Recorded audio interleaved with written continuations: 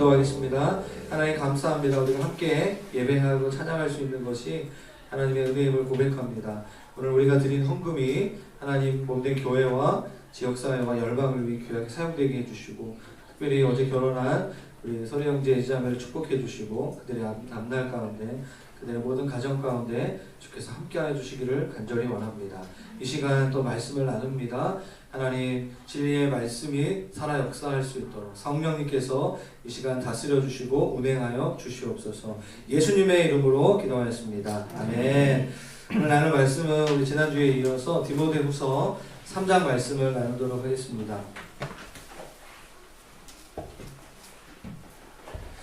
디모데후서 3장 1절부터 17절까지 3장을 전체를 나누겠습니다. 오늘 본문이 좀 긴데요. 디모데후서 3장 1절부터 17절까지 말씀을 같이 교독하겠습니다. 너는 이것을 알라. 말세에 고통하는 때가 이르러 사람들이 자기를 사랑하며 돈을 사랑하며 자랑하며 교만하며 비방하며 부모를 거역하며 감사하지 아니하며 거룩하지 아니하며 무정하며 원통함을 풀지 아니하며 모함하며 절제하지 못하며 사나우며 선한 것을 좋아하지 아니하며 배신하며 조급하며 자만하며 쾌락을 사랑하기를 하나님 사랑하는 것보다 더하며 경건의 모양은 있으나 경건의 능력은 부인하니 이 같은 자들에게서 내가 돌아서라. 그들 중에 남의 집에 가만히 들어가 어리석은 여자를 유인하는 자들이 있으니 그 여자는 죄를 중히 지고 여러 가지 욕심에 끌림 받으여 항상 배우나 끝내 진리의 지식에 이를 수 없느니라. 열매와 양고래가 모세를 대적한 것 같이 그들도 진리를 대적하니 이 사람들은 그 마음이 부패한 자요 믿음에 관하여는 버림받은 자들이라. 그러나 그들이 더 나아가지 못할 것은 저 두 사람이 된 것과 같이 그들의 어리석음이 드러날 것입니다. 나의 교훈과 hin실과 의량과 믿음과 오래 참음과 사랑과 인내와 박해를 받음과 고난과 또한 안디옥과 이고디온과 루스드라에서 당한 일과 어떠한 박해를 받은 것을 내가 과연 보고 알았거니와 주께서 이 모든 것 가운데서 나를 건지셨느니라. 무릇 그리스도 예수 안에서 경건하게 살고자 하는 자는 박해를 받으리라. 악한 사람들과 속이는 자들은 더욱 악하여져서 속이기도 하고 속기도 하나니 그러나 너는 배우고 확신한 일에 거하라. 너는 내가 누구에게서 배운 것을 알며 또 어려서부터 성경을 알았나니 성경은 능히 너로 하여금 그리스도 예수 안에 있는 믿음으로 말미암아 구원에 이르는 지혜가 있게 하느니라. 모든 성경은 하나님의 감동으로 된 것으로 교훈과 책망과 바르게 함과 의로 교육하기에 유익하니 다 같이 읽겠습니다. 이는 하나님의 사랑으로 온전하게 하며 모든 선한 일을 행하는 능력을 갖추게 하려 함이라. 네. 말씀 제목은 성경을 사랑하는 사람이 됩시다. 한번 같이 읽어보겠습니다. 시작. 성경을 사랑하는 사람이 됩시다. 제목만 기억하시면 오늘 설교가 이제 은혜 받은 거라고 있고 본문이 좀 길어가지고 제가 이제 간단하게 설교를 좀 요약해서 해야 되는데 기도가 필요합니다. 성경에서 말하는 마지막 때 말세에 대한 얘기가 있어요. 말세, 뭐 말세다 요즘 어른들이 이제 말세다 요즘에 저희 장모님께서 예전에 홍대 이제 여기 앞거리에 새벽이 아니라 저녁 시간에 가는 말세다. 상수도 말세. 여기는 문제가 심각해. 사위가 이런 곳에서 목회하는 것을 보면서 충격을 받으신 거예요. 그런 모습 보고 말세라고 하는 분도 있지만 이제 새벽에 가면 정말 좀 충격적이긴 해요. 네. 그런 거 말고 성경에서 말하는 말세가 뭐냐 라는 것에 대해서 오늘 바울이 디모데후서를 기록하면서 이야기하고 있습니다. 말세의 특징 두 가지, 그리고 말세를 살아가는 그리스도인들이 어떻게 살아가야 되는가에 대한 두 가지.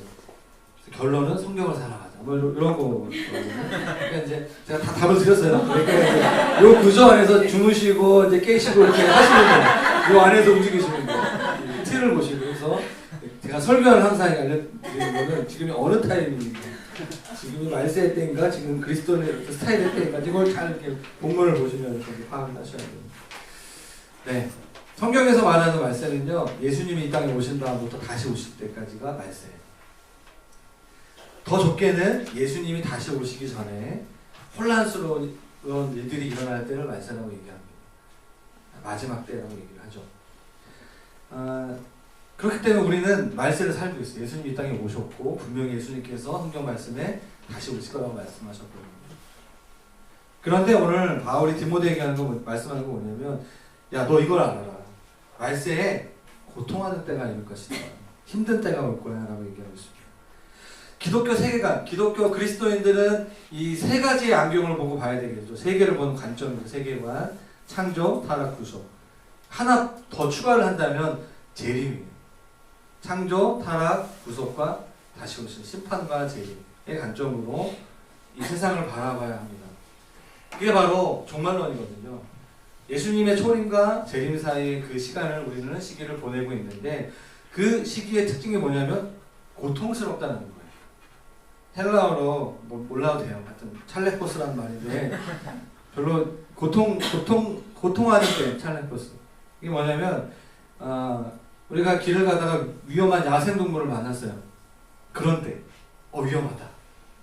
또 폭풍이 치는 바다 같은, 예.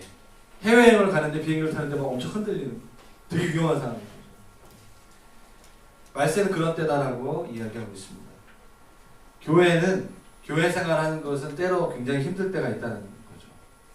믿음으로 산다는 것이 쉽지 않을 때가 있다는 것이죠. 중요한 건 뭐냐면 예수님이 다시 오시는데 그 때를 통과하고 예수님이 다시 오신다는 거예요. 우리가 신앙생활 하다 보면 좋을 때도 있지만요, 사실 힘들 때가 더 많습니다. 그러나 우리가 반드시 알아야 될 것은 무엇이냐면 고통을 피하려고 하면 안 된다는 것이죠. 고통을 통과하는 것에 대한 소망이 있어야 되는 것이죠. 그래서 바울은 자신의 영적인 아들인 디모데에게 고통이 있을 거야. 피하지 말고 정면 승부하고 그 하는 방법에 대해서 알려주는 거죠. 오늘 성령님께서 저와 여러분 가운데 말세의 특징에 대해서, 그리고 그 말세를, 그 고통스러운 때를 어떻게 통과할 것인가에 대해서 지혜를 주시기를 주님의 이름으로 축원합니다. 첫 번째 특징, 하나 넘어왔어요 이제. 첫 번째 특징, 사랑의 변질. 1절부터 2절부터 4절까지 보면 되게 많아요. 사람들이 자기를 사랑하고 돈을 사랑하고 사랑하며 등등. 지금이네. 지금. 그러면서 4절 후반부에 이렇게 얘기했죠. 쾌락 사랑하기를 하나님 사랑하는 것보다 더하다라고 얘기했어요. 말세의 첫 번째 특징. 그건 뭐냐면 사랑과 관련되어 있어요. 사랑하지 말아야 될 것을 사랑하고, 정작 사랑해야 될 대상을 사랑하지 않는 것이 말세의 특징이라는 거예요. 사랑하지 말아야 될 돈이나 쾌락을, 돈은 필요한 거죠. 돈을 사랑할 대상이 아니에요. 아내를 사랑하고 남편을 사랑하고 가족을 사랑해야지, 돈을 사랑하기 시작하면 가정이 깨어지기 시작합니다. 사랑해야 하는 대상인 하나님을 사랑하지 않고 자기 자신을 사랑하는 거예요. 그렇기 때문에 말세에 예수님 다시 오시기 전에 고통이 있다는 것이죠. 한마디로 말하면 말세의 특징은 사랑의 방향이 잘못된 방향으로 갔다는 거죠. 그 얘기를 이제 2절부터 4절까지 간단하게. 제가 오늘 설교 잘하고 있죠? 쉽게? 네. 우리도 잘하고 있죠? 네. 그래서 이 자기 사랑이요. 자, 보시면 첫 번째 두 개가 굉장히 중요해요. 사람들이 자기를 사랑하고 돈을 사랑하는, 이게 핵심이거든. 사랑의 잘못된 방향의 사랑의 핵심, 자기를 사랑하고 돈을 사랑해요. 이게 어떤 식으로 가죠? 이 사랑이 확장되면 어떻게 되죠? 그 다음에 자랑하게 돼요. 그 다음에 어떻게? 교만하게 돼요. 그 다음에 다른 사람들을 비방하게 돼요. 근데 이것이 다른 사람과의 관계 속에서 자기 사랑의 형태로 발전하게 되면 그 다음 것이 뭐냐면 부모님과의 관계, 부모의 말을 듣지 않고 거역하게 되는 거죠. 부모를 막 죽이는 일들이 일어나게 돼요. 그 자기 사랑과 돈을 너무 사랑했어요. 요즘에 그런 일들이 많이 일어나고 있죠. 감사하지 아니하게 되고 거룩하지 아니하고 무정해요. 사랑이 식어버려요. Without love, 이게 영어 성경을 보니까 사랑이 없는 거예요. 그게 뭐냐면 원통함을 풀지 않고 용서하지 않는 거예요. 그런데 그 다음에 보시면 더 확장돼. 세상을 향하여서 사랑이 식어진 모함하게 되고요. 절제하지 못하게 되고 산악게 되고 선한 것을 좋아하지 아니하게 되고 배신하게 되고 조급하게 되고 자만하게 됩니다. 이 시작이 뭐냐? 자기 중심성이다. C.S. 루이스가 이렇게 얘기하고 있습니다. 자기를 사랑하는 이기적인 사람은 마치 고슴도치와 같다. 마치 자기를 공으로 말고서 공처럼 자기 자신을 말고 바깥에 있는 사람에게는 날카로운 가시만 보여주고 동시에 자기 안에 있는 부드러운 털들은 자기 자신에게만 보여준다는 거죠. 그게 마지막 때의 특징이라는 거예요. 그래서 우리가 해야 되는 것이 무엇이냐? 사랑의 순서를 바로잡는 것. 하나님을 사랑하고 이웃을 사랑하고 그 다음에 자기 자신을 사랑하는 것.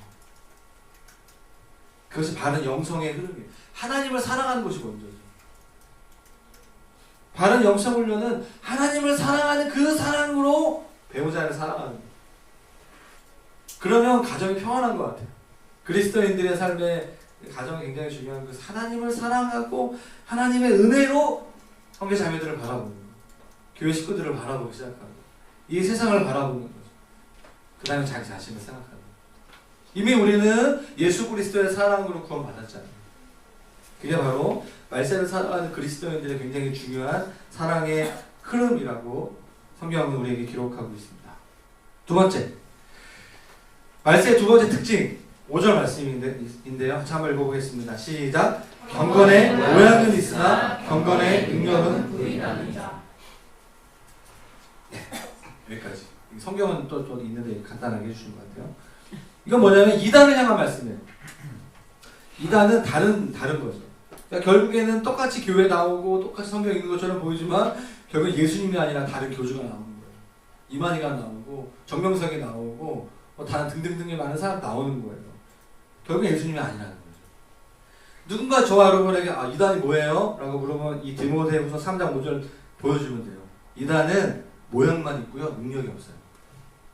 왜냐 결국엔 사람으로 귀결되기 때문에. 경건의 모양은 있지만 경건의 능력은 부인하는 자가 이단이죠.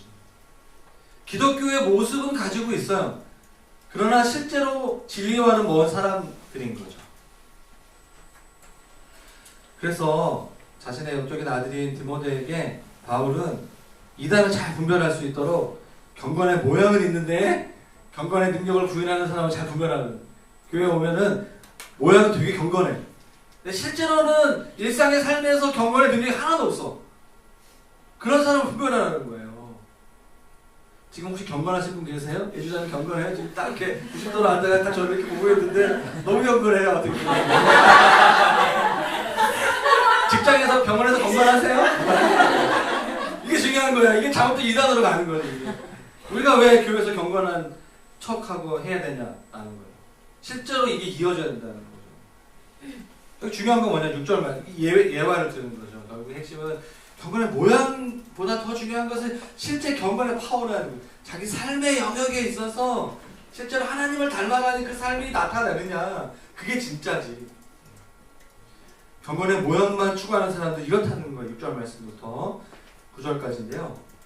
남의 집에 들어가서 남의 집에 가만히 들어가요.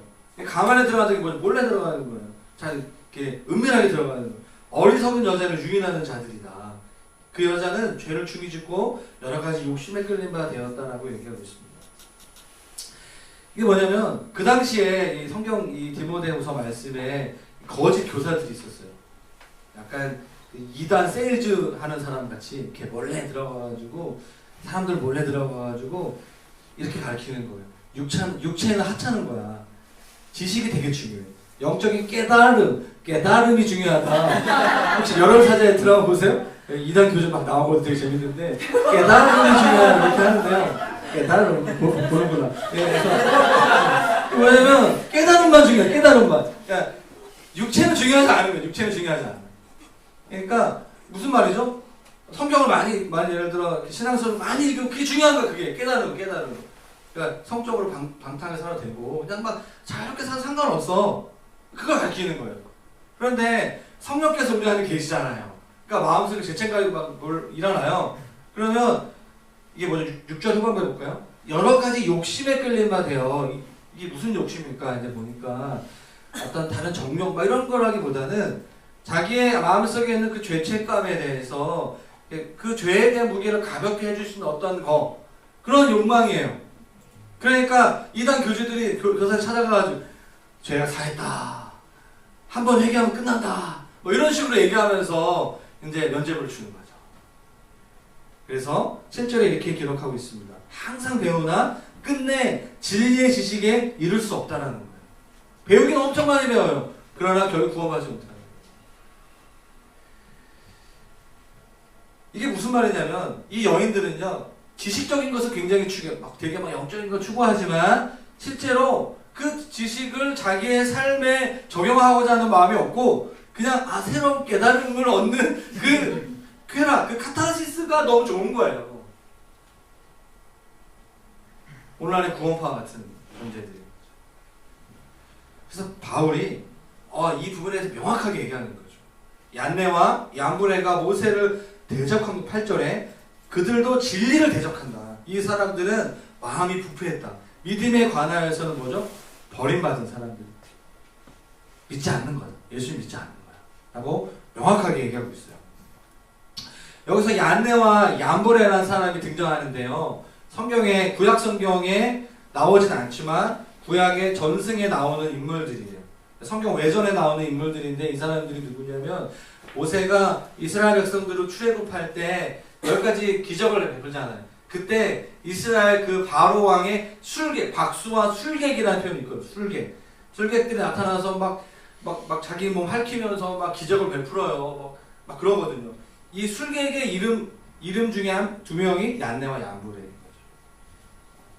이 사람들은요, 얀네라는 사람의 이름은 뭐냐면 유혹하는 자. 얀브레라는 사람 이름은 반란을 일으키는 사람, 뭐 이런 뜻이 있다라고 해요. 근데 이 거짓된 마술을 부리는 거죠. 그런데 지금 분위기를 보니까 모세가 더 세. 모세가 믿는 하나님이 더 강력한 것 같아요. 이 사람들이 200만 명이 되는 이 이스라엘 백성들이 출애굽을 할 것 같아요. 그래서 분위기를 보다가 거짓된 능력을 행하다가 편승하는 거죠. 그래서 나중에 이 모세가 십계명을 받기 위해서 시내산에 올라갈 때 그의 형 아론에게 또 백성들을 선동해서 금송아지를 만들고 그래서 절하게 만드는 그 일을 일으켰던 그룹들이 얀네와 얀브레라는 사람들인 거예요.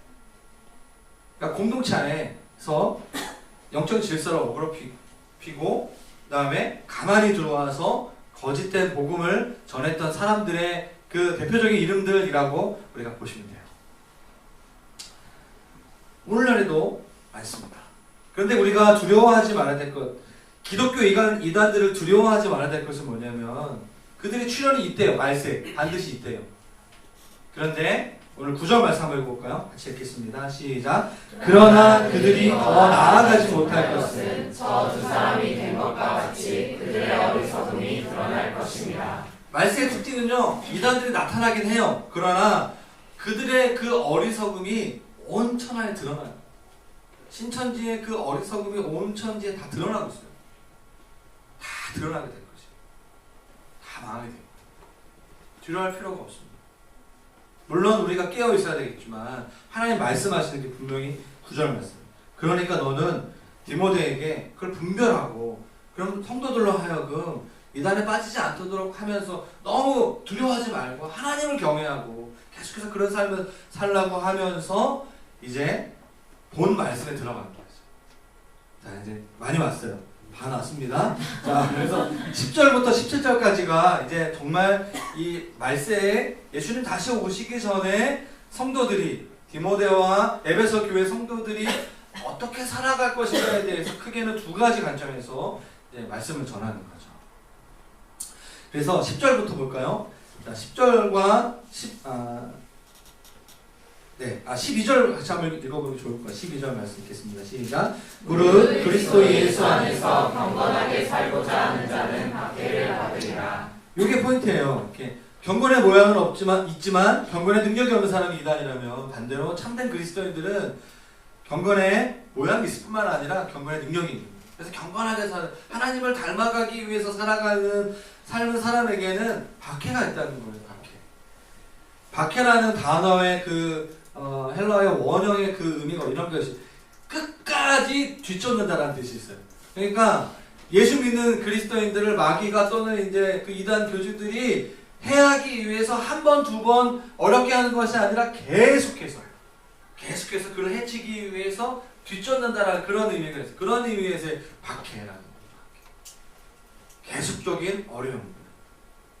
그러니까 그것을 이기기 위해서는 우리가 훈련이 필요하다는 얘기예요. 박해가 어려움이 있을 거니까 계속적인 고난과 고통과 불편함이 있는데 그 불편함을 너무 어렵게 생각하지 말고 그 불편함에도 불구하고 계속해서 말씀을 따라 살아가라. 그것이 오늘 본문의 핵심 메시지인 줄로 믿습니다. 할렐루야. 좀 쉬세요. 오늘 굉장히 소리 잘 들으시는데. 저희 아버지와 어머니가요 굉장히 성실한 분이세요. 성실한 분이신데요. 저랑 딱 30살 차이가 나는 70대 중반이신데요. 저희 아버지가 아직도 회사에서 일을 하세요. 웬만한 50대, 60대 은퇴한 분들보다 더 건강하세요. 정정하세요. 아버지는 지금까지 살아오시면서 감기를 이틀 이상 알아본 적이 없으세요. 병원에 가본 적이 별로 없어요. 얼마나 제가 많이 눌렸겠어요. 비실비실하고 감기 달고 사는 사람 입장에서 봤을 때는. 근데 저희 아버지를 따라 제가 이제 운동을 하려고 노력하고 있는데, 아버지 저에게 그 명언을 하셨어요. 저희 그 선명이한테 제가 하는 걸 들었는데 참 멋있더라고요. 몸을 건강하게 하기 위해서는 몸을 괴롭혀야 한다. 아버지가 그런 말을 하셨어요. 75살, 6살까지 건강하게 사시려면 몸을 괴롭혀야 돼요. 사람들은요 욕망을 충족하는 거 굉장히 좋아해요. 근데 좋아하는 것만 따라가다 보면 점점 좋아하는 것으로부터 멀어지는 역설을 경험하게 되죠. 우리의 몸은 편안하게 소파에 누워서 달고 짠 음식을 먹으면서 TV를 막 보는 걸 좋아하지만 이런 나태함이 계속해서 이제 진행되다 보면 건강하지 않은 몸이 되어서 우리가 불편하게 됩니다. 몸이 원하는 편안함을 계속 추구하다 보면 결국 몸이 병들고 편안함을 잃고 나약해지게 됩니다. 우리의 몸은요 어떤 강력한 의지가 있어요. 주로 즉각적으로 욕구를 해결하고자 하는 그런 의지가 있습니다. 배가 고프면 당장 먹고 싶고, 피곤하면 아무것도 필요 없고 그냥 쉬고 싶은 우리의 욕구가 우리의 몸 안에 있습니다. 어떤 욕구들, 뭐 식욕, 성욕, 물질욕, 영역 등등등 인간의 욕망은요 누군가 이렇게 표현해서 야생마와 같다. 길들여지지 않은 야생마와 같다. 어디로 튈지 모르는 공과 같은 거예요. 이 욕망을 억제하는 것은 당장은 고통스럽지만 이 욕망을 억제하는 이 고통을 통과하게 되면, 이 훈련을 통과하게 되면 더 큰 평안과 자유를 얻게 된다는 말씀입니다. 배고픔을 참는 거, 예를 들어서 배고픔을 참는 거, 지금 사순절 기간을 보내고 있잖아요. 저도 한 2주 하다가, 제가 고백하는 것은 고백하면 안 되는데 금식을 하다가 저도 모르게 애들 밥 먹이다가 아침에 먹은 거예요. 금식해야 된다. 맛있네? 하나님 나를 죽이지 않으셨네? 나도 모르게 다음날 아침에 또 먹게 되고 하다 보니까 사순절 기간에 금식하기로 했던 결단을 까먹은 거예요. 제가 이런 목사입니다. 다시 결단했어요. 내일 다시 40일은 아니지만 다시 한 일주일 넘게 쉬었는데, 제가 이거 언제 깨달았냐면, 저희 같이 목사님, 홍대 목사님들이 식사 시간이 있는데 이분이, 어떤 목사님이 밥을 안 먹는 거예요. 식사 모임도 금식을 한다는 거예요. 제 마음속에 이 목사님이 훨씬 신실하다. 성령님이 저를, 야 너도 한다는데 왜 안 하냐. 이렇게 설교 때 얘기를 해주고 또 이제 하게 되고 또 이렇게 하는 그런 안 좋은 습성이 있는데, 여러분 배고픔을 참는 거 굉장히 중요한 영적 훈련이죠. 금식의 훈련 정말 중요한 훈련이에요. 언제 하겠습니까? 사순절 기간 한번 해보세요. 그 용방, 내가 얼마나 짐승과 같은 사람이었는가, 내가 얼마나 이 음식을 의지하면서 살아갔는가 깨닫고 회개하고 나가는 거죠. 피곤할 때, 정말 피곤할 때가 기도해야 될 때예요. 여러분 안 피곤할 때가 언제 있어요? 제가 보니까 우리 성도들은 다 피곤해. 금요 기도회 때 오늘 성도들은 안 피곤해. 내가 오늘 안 피곤해서 기도 오늘 월차 내고 휴가 내서 온 사람 말고는 다 피곤해. 피곤하고 힘드니까 기도하는. 그러니까 주일 예배 빠질 때도 마찬가지예요. 너무 피곤하게. 그때가 사실 예배가 가장 필요할 때. 가장 하나님의 임재가 필요할 때거든요. 그러니까 그때 하나님 앞에 나아가죠. 당장 사고 싶은 우리 아기들 있잖아요. 신발 막 이렇게, 죄송합니다 이런 표현 써서 그러는데 연예인들이 이제 그 가방 막 이렇게 신발 자기 아기들이라는 표현을 쓰잖아요. 우리 아가들 이렇게 쇼핑을 통해서 당장 사고 싶은 거 굉장히 많죠. 뭐 저는 음식에 약하지만 저희 아내는 쇼핑에 약해요. 이게 순간적으로 사고 싶은 게 왜 이렇게 많은지 모르겠어요. 저는 그게 전혀 없어요. 진짜 저 1도 없어요. 그냥 먹는 거 제외 말씀 죄송한데 너무 이렇게 설교 영상 하지 마세요. 이렇게 뭐 쇼핑에 대한 욕구가 저는 거의 없어요. 어떤 사람들은요, 막 성질이 성격이 이게 감정적으로 이게 업다운이 있어가지고 관계를 끊어버리고 싶은 사람이 막 조금만 마음에 안 들면 막 교회 안 나오고 싶고 막 속으로 옮기고 싶고 막 이런 사람 있잖아요.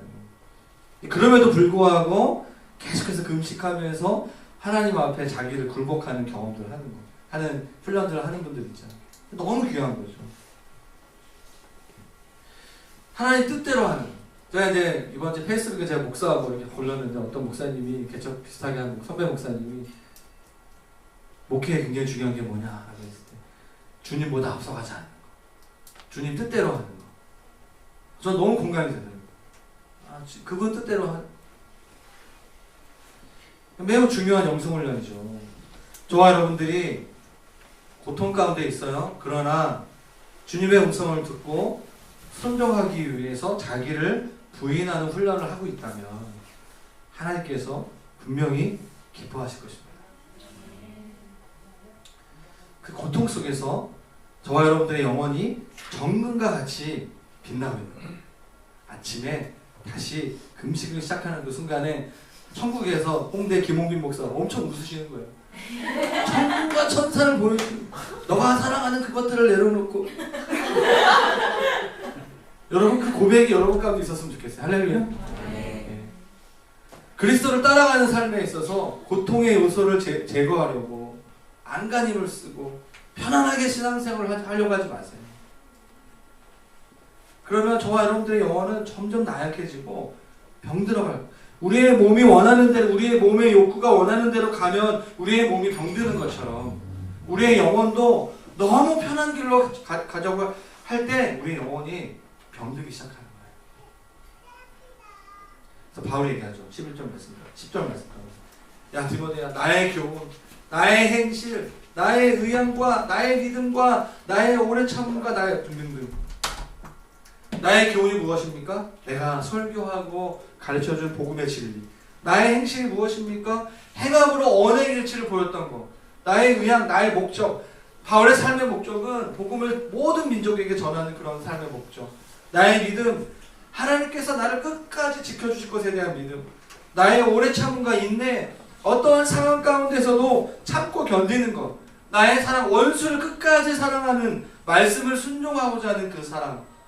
박해를 받음과 고난.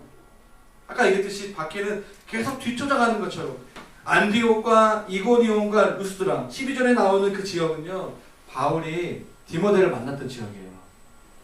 그곳에서 마치 내가 바울을 죽이기 전까지는 밥 한 끼도 먹지 않겠다, 막 이렇게 막 강한 의지를 가지고 왔던 사람들에 의해서 고난받고 핍박받았던 그 바울의 삶을 디모데가 알고 있었던 것이죠. 그 상황 가운데 바울이 11절 후반부에 이렇게 신앙 고백을 하고 있는 거죠. 같이 한번 읽어보겠습니다. 시작. 주께서 이 모든 것 가운데서 나를 건지셨느니. 아멘. 주님이 이 모든 것 가운데에서 박해와 고난과 어려움이 있었고 피곤함이 있었는데 그 모든 것 가운데에서 나를 감시한다. 간증하는 거죠. 디모데에게. 그래서 이 신앙 고백을 하는 목적이 무엇이죠? 우리가 설교를 듣고 우리가 말씀을 보는 목적이 무엇이죠? 디모데가 하나님을 전적으로 의지할 수 있도록 바울을 통하여서 격려를 받는 거예요. 오늘 이 설교를 통해서 우리가 그런 영성 훈련, 좀 불편함을 감수하는 그 모든 자기 부인의 훈련들을 가운데 이 설교를 통해서 이 한 시간을 통해서 저와 여러분들이 격려받기를 주님의 이름으로 축원합니다. 계속 그 길을 가라는 거예요. 멈추지 말고 계속해서 그 길을 갈 수 있는 힘에 대해서 바울이 마지막으로 14절부터 디모데에게 설교하게 됩니다. 14절부터 17절까지 말세에 우리가 가야 될 삶의 라이프 스타일이 가장 중요한 것은 무엇이냐면 더욱 진리를 쫓는 삶으로 나아가는 거예요. 더욱 계속해서 성경을 사랑하는 성도가 되는 거죠. 그게 바로 결론처럼 얘기하는 말씀이 바로 14절 말씀입니다. 처음 읽겠습니다. 시작. 그러나 너는 배우고 확신한 일에 거하라. 너는 내가 누구에게서 배운 것을 알며. 결론적으로 그러나 너는 얀네와 얀불에 말고 그러나 너는 이 시대에 거짓 교사를 따라서 편한 길로 가는 사람들 말고 그러나 너는 이 너의 여러분들의 이름을 좀 붙여보세요. 그러나 여러분 누구누구는 배우고 확신한 일에 거하라. 디모데는 모태신앙이었던 것 같아요. 어렸을 때부터 할머니, 외할머니로부터 신앙을 전수받았고 또 엄마로부터 신앙을 전수받았어요. 너가 어렸을 때부터 배우고 확신한 일에 계속해서 거해라. 거한다는 말은요, 끝까지 그 상태를 유지하며 머문다는 말이에요.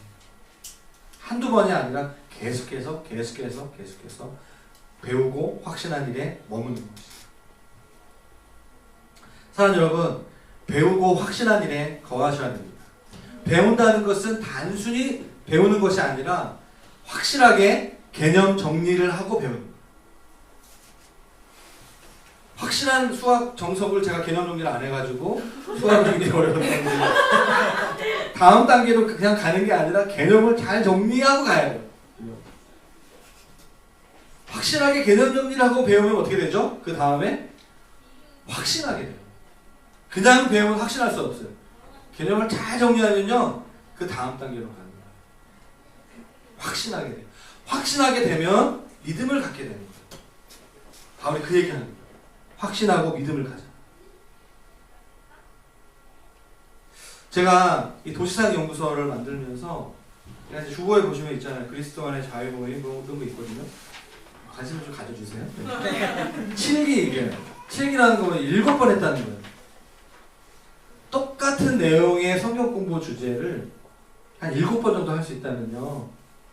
만약에 이게 한 제가 10년 후에 1년에 2번씩 하면 10년 정도가 지나면 한 10년, 20번 정도. 한 27기 정도 하면 제가 눈을 감고도 할 수 있을 것 같아요. 주일 설교는 매주 설교가 바뀌는데 이 내용은 거의 같거든요. 제자훈련 코리아 같거든요. 기도학교의 경우에는 제가 그런 걸 많이 해요. 10년 정도 기도를 하고 정리해서 나름대로 성도들한테 가르치니까 제 삶이 정리가 되기 시작하는 거예요. 제가 7번 했잖아요. 한 3번 정도 들으신 분들이 있어요. 그러면요, 강사할 수 있어요. 여러분, 강사도 초급, 중급, 고급이 있어요. 계속 그 똑같은 강의를 하다 보면 강사법이 개발되기 시작하거든요. 그러다 보면 그것이 나도 모르게 내 것이 돼요. 계속해서 반복하다 보면은 그것이 나에게 완전히 자리 잡히게 되고 그것이 사람들을 변화시키는 굉장히 좋은 무기가 되는 걸 제가 경험했어요. 저는 그렇게 사역자를 키우는 것이 저의 교회 목회의 핵심이에요. 여러분, 우리 교회에 사역자가 되게 원하세요? 그러면 3번 이상 들으세요. 할렐루야. 내가 3번 이상 듣고 있다고 내가 어떤 머리가 나쁜 게 아니라 하나님 나를 사역자로 부르신다고 이렇게 생각하시면 돼요. 강의를 듣고 제가 다 하는 게 아니에요.